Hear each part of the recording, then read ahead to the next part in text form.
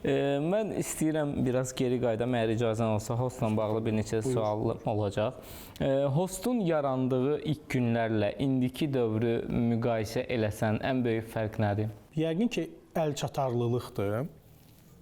Düşünürəm ki, indi informasiyanın əlçatarlığı o dövrlə müqayisədə daha çox, daha yüksək səviyyədədir. Amma biraz daha geniş perspektivdən baxanda, əgər cəmiyyətimizin qəbul etməsi, cəmiyyətimizin müəyyən hadisələrə yanaşmasını götürürüksə, nəinki o dövrlə bu dövr arasında fərq yoxdur, hətta Sabirin dövrü ilə indiki dövr arasında da heç bir fərq yoxdur. Yəni, cəmiyyətimiz hələ də müəyyən şeyləri belə hoydu-hoydu ilə qəbul eləyir. Ona görə də hop-hopnamə hələ də Azərbaycanda aktuallığını itirməyib. Yəni, ona görə hostun olduğu dövrlə bu dövr arasında o qədər də çox böyük zaman kəsiyi olmadığına görə, zaman fərqi olmadığına görə düşüncə olaraq cəmiyyət təəssüf olsun ki, hələ ki dəyişilməyib. Bəs host Azərbaycan rep mədəniyyətinə nə verib? Azərbaycan rep mədəniyyətinə ən ciddi Azərbaycan dilindən qorxma, Azərbaycan şivəsi ilə oxumaq, Azərbaycan dilində yaxşı bilib oxumaq ki, bizə qədər müəllimlərimizdir, ustadlarımızdır, Xosedir, Dəyirmandır, Nağılbazdır. Nağılbazı buradan çıxa bilərəm rahatlıqla, amma Xose ilə Dəyirmanı oxuduğunda hamımız bilir ki, belə rus dilli Azərbaycanlıların bir şey var idi, diktəsi var idi. Və ona görə bir çox Azərbaycan dilində oxuyan, bədii Azərbaycan dilində işlər təklif edən adamların işləri kölgədə qalırdı.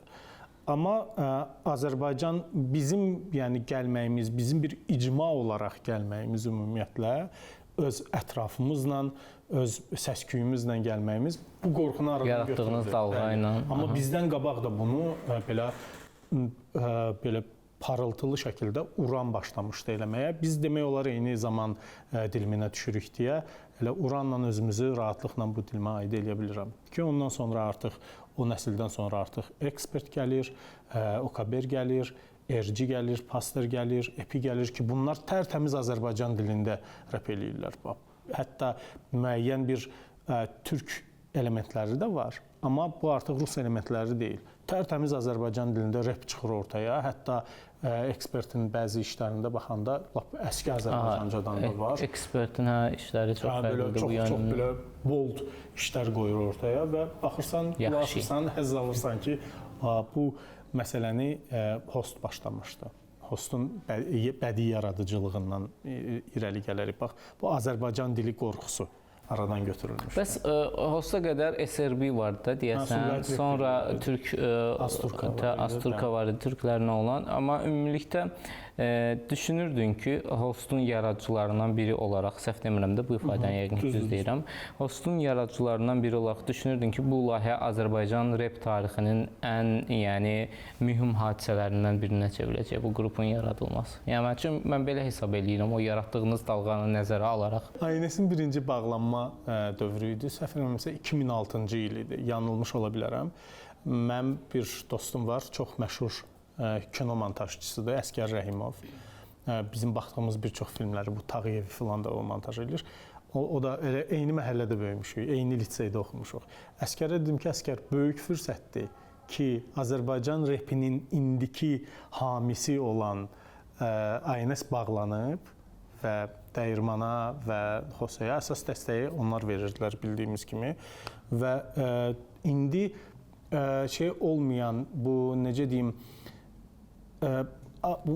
mainstreamdə olmayan reperlərin parlamaq zamanı gəlir sanki. Bu belə bir silkələnmə, belə bir çaxnaşma əmələ gələcək və o dövrdə olan mülahizələrim həqiqətən də düzgün çıxdı və nəinki ANS-in bağlanmağı xidmət elədi buna və ANS qısa müddət sonra açıldı bildiyim qədərlə. ANS-in bağlanmağı hostun inkişafına xidmət elədi. Yox, ümumiyyətlə Azərbaycan repində o kiçik reperlərin də özə çıxa bilməyi üçün. Onda başa düşürüm ki, burada monopoliya var imiş. Var idi, əlbəttə ki, o dövrdə var idi. Yəni, Dəyirmanın əlində rahat efir var idi. ANS daimi onların üzünə açıq idi. Çünki onlar birinci ANS-in layihəsi kimi yaranmışdılar. Düzdür, sonraki işləri, qeyri-kommersiya işləri də var idi ki, əfsanəvi işlərdir. Amma yəni siz təsəvvür eləyin də, indi daimi əlində efir olan bir rep qrup nələr eləyə bilməz ki, və nələr də eləmirdi. Və onlara gəlib çatmaq üçün hansısa bir rep qrupunun və yaxud reperin nələrdən keçməyə lazım idi. Yəni çox ciddi bir maneələr idi. Bu dəyirman tərəfindən yaradılmış maneələr deyil, bu mənim dilimdən belə səslənməsin. Sadəcə bu onların belə mövcud şəraitin verdiyi reallıq. Mövcud şəraitin verdiyi reallıq idi ki, bu reallıq onlar üçün reallıq idi, başqa reperlər üçün maneə idi. Və belə olanda da mən dediyim kimi artıq 2006-nın sonları 2007-nin əvvəllərində biz o hostun özümüzün beynimizdə artıq hazır idi. Başlamışdıq yazmağa, JNF adlanan studiyada gecələr qalırdıq, yazırdıq. Camalın evində qalırdıq, Elxanın evində qalırdıq. Belə yaza artıq təxmin eləyirdik ki, çox ciddi bir iş çıxacaq ortaya. Amma tam səmimi heç birimizin təsəvvürü yox idi ki, bu qədər səs-küylü olacaq. İdeoloji xətt bu qədər geniş partlayışa səbəb olacaq.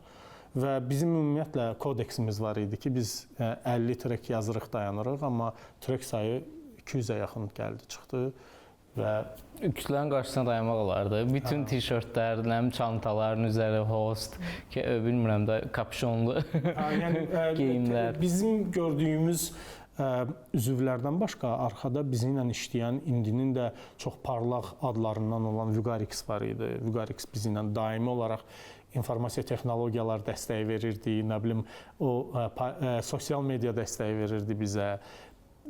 Sonra yəni özümüzün içimizdə bir evdə yaşadığımız digər uşaqlar var idi.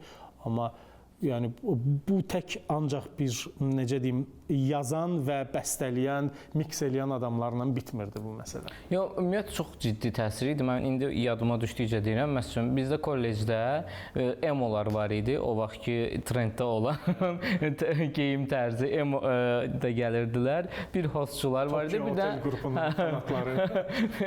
Bir hostçular var idi, bir də ki, belə normal standart geyinən tələbələr var idi. Yəni bu bilmirəm, onun böyüklüyünü təsəvvür eləyə bilmirəm, sizin konsertləriniz və s. Mənim ilk və tək getdiyim Beşikdən Məzarı konserti olub düzü. Ona qədər Dəniz Vağzalında ya konsert eləməmişdiniz, ya bilmirəm necəsə. Həmin günü bulvarda yəni tərpənmək mümkün deyildi.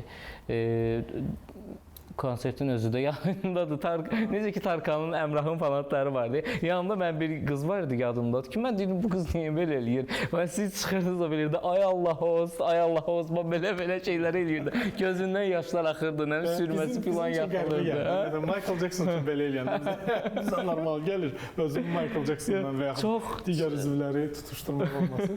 Amma bunun ən populyar tərəfi budur. Amma bizim rastlaşdığımız maneələr, nə bilim keçdiyimiz və yaxud gördüyümüz məzəmmətlər bürokratik maneələrdən söhbət gedir. Bürokratik maneələrdə, yəni bir çox məqamlar var ki, hansı ki, yəqin ki, səsləndirilmək üçün uyğun deyil. Amma yəni bir çox maneələrlə rastlaşırdıq. Bu qədər məşhurluğun təkcə necə deyim, verdiyi olmur, həm də aldığı olur. Host dövründə ən çox darıxdığınız şey nədir həmin dövr üçün? Bizim çox yaxşı söhbətlərimiz, yığıncaqlarımız olurdu. İstər qrup üzvləri ilə, istər yəni qrupun ətrafında olan və yaxud dinləyicilərlə görüş günlərimiz olurdu, kino günlərimiz olurdu, yığışırdıq, gedirdik, baxırdıq. Onda bu cür kino teatrları yox idi. Biz hər hansı bir DVD-ni icarələyib, DVD playerimizi də götürüb gedirdik, misal üçün Vətən Kinoteatrında. Orada insanlar başqa janrın filmlərinə baxanda biz hər hansı bir fəlsəfi filmə baxıb onun müzakirəsi ilə məşğul olurduq. Dağüstü parkda yığışırdıq, söhbət edirdik. Yəni ən darıxdığım məqamlardan biri əlbəttə ki, qrup üzvlərinin birgə yığışıb, söhbət eləyib, bir necə deyim, özümüzün bir süzgəcimiz var idi və nələrisə dinləyib onun o süzgəcdən keçirmək. Əlbəttə ki, bunlar çox sonra artıq fikir ayrılıqları ki başladı. Hərəmizin özünün eqoları şişdi. Artıq onda necə deyim, bu dağılmağa, parçalanmağa başladı. O günlər üçün darıxıram, bəli. Gənclərin sizcə aydınlanmasına kömək elədiniz qrup olaraq? Obraz var da, bizim Azərbaycanda qəbul elədiyimiz ki, belə məhəllə uşağı, hansı ki, o o qədər də təhsilli deyil. O qədər də necə deyim, təhsilə meyli yoxdur. Bax, o insanlara belə gedib çatırdı host və hostun sayəsində o uşaqlar nəyisə araşdırmağa, nəyisə belə açmağa özü üçün başlayırdılar. Və bu çox maraqlı bir şey idi.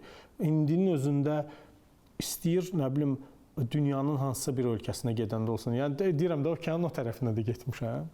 Orada da kimsə gəlib tapıb məni, sənin mənim həyatımda bilirsən rolun nədir deyib və bunun əvəzini nə ilənsə hər hansı bir maddi formada və yaxud nə bilim qonaqlıqla falan verməyə çalışıb ki, əlbəttə ki 99% hallarda mən bunu qəbul eləmirəm. Necə deyim, mən düşünmürəm ki, mən bunu iradi formada onlara şey eləmək üçün eləyirəm. Biz bu sadəcə öz işini görmüsən, amma işin ona ilham verib də. Yəni bu çox yaxşıdır. Ona o Verber'in trilogiyası var, Qarışqa adlanan Qarışqalar adlanan trilogiyası var. Orada bir dənə hissə var. Deyir, biz hər dəfə kitabın səhifəsini belə çevirəndə bəlkə də bizim dünyamızın o əmələ gəldiyi Big Bang kimi təzə Big Banglər əmələ gəlir. Biz toxunuruq, atom partlayışları olur orada, yeni qalaktikalar əmələ gəlir. İndi biz hər dəfə gördüyümüz, indi bu dəqiqə müsahibə götürür, daha doğrusu bu dəqiqə müsahibə çəkirik və sən jurnalist, mən müsahibə verən kimi oturmuşuq, söhbət edirik. Amma bəlkə söhbətimizin hansısa yerində televiziyanı və yaxud nə bilim internetdə bu müsahibəni dinləyən adam məhz orasından girdiyinə görə onun həyatına çox qəribə formada təsir edə bilər. Və bizim gördüyümüz işdə heç bilmirik, hərdən çox qəribə adamlar, kimə necə təsir edir? Çox qəribə adamların heç təsəvvür eləyə bilmərəm ki, mənim yaradıcılığım bu insan həyatında bu cür rolu ola bilər, amma yəni yaxınlaşır, sözünü deyir. Yəni deyə bilmərəm, o kateqoriyanın adını çəkə bilmərəm də. Çünki ümumiləşdirib kimlərinsə xətrinə dəymiş ola bilərəm. Amma o cür adamların da qulaq asdığı və həm həyatımın çox çətin dönəmində sizin o treki qulaq astım, mənə belə təsir elədi. Mən fikirləşirəm ki, mənim o trekimdə heç bu cür təsir eləyəcək bir məqam yoxdur. Demək ki, min insan, min fikir ideyası burada özünü doğruldur. Yəni əgər ona o cür təsir eləyibsə, demək ki, ona o lazım imiş, o cür də təsir eləyib.